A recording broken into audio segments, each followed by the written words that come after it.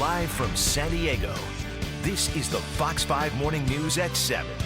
Still ahead, honoring our fallen service members this Memorial Day weekend. We are live in Washington, D.C. at the exhibit to honor every American who has died for our country. Since World War I, more than 645,000 men and women have given their lives to defend our freedom.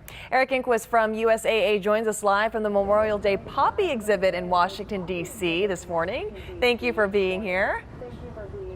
Thank you for having us. You know, tell us about the history and significance of the poppy as a symbol for Memorial Day. Sure. The Memorial Day goes back to 1967, and it was ratified in 1971 to be on the last Monday of May, what we celebrate today. But the symbol of the poppy goes back to World War I, when a Canadian doctor, Lieutenant Colonel McRae, wrote a poem memorializing a friend he lost in battle, and he noted in that poem the poppies that grew in Flanders fields among the gravestones. And that poem was read and internalized by an American professor, Moena Michaels, who in 1920 was successful along with the American Legion in adopting the poppy as the national flower of remembrance.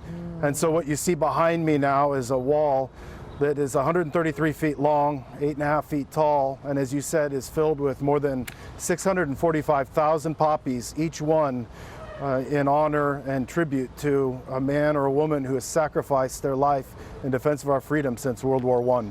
It's incredible. You know, I was just looking over at a time-lapse video of everyone setting up this exhibit. And it's fascinating because everyone was really quick, and I can't even imagine the kind of manpower that goes behind that. But so you guys are back at the National Mall for the second year.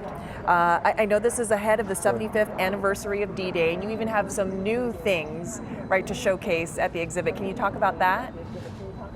Yes, we do. On the reverse side of the wall behind me is what we call the museum side, and walks people through the history of the poppy and the sacrifice of American service members from World War I all the way through the global war on terror. And as you said, World War II, we have the 75th anniversary of the D-Day invasion, which was the beginning of the end of the war in Europe.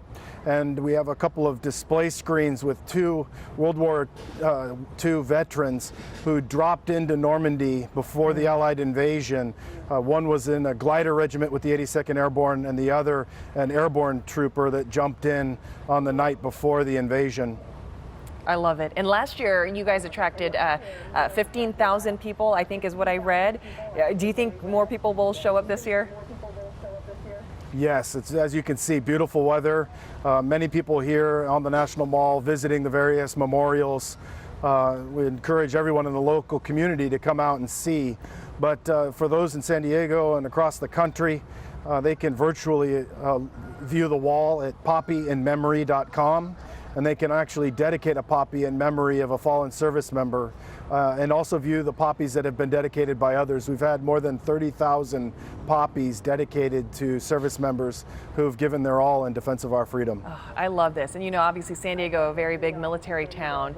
So we do have Memorial Day weekend upon us, but we really want to thank even our current service members for, you know, their service and their sacrifice for us every single day. Thank you so much for joining us this morning. I love it. I hopefully one day I can get out there too. Thank you so much. For more information on how to dedicate a poppy, head to fox5sandiego.com.